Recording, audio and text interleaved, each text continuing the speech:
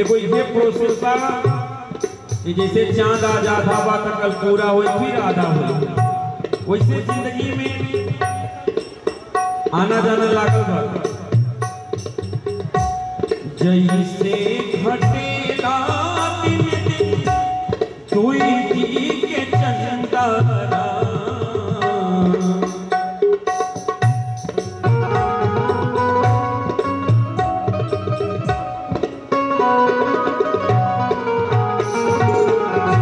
और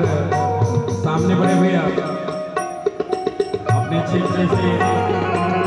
अपने घर के बड़े भैया जनार्दन यादव सादर अभिनंदन बंदन है और दिल से अभिनंदन बंदन है बड़े भैया गोलू जी का, जिनके आशीर्वाद से सारे कलाकार यहाँ पर उपस्थित हैं।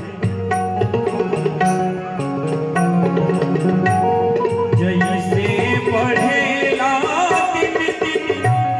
दुई दी के चंदारा,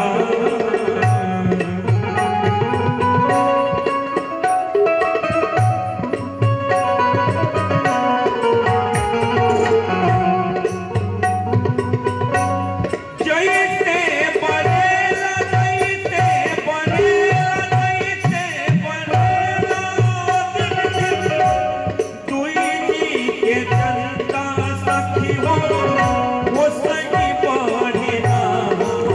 हमारी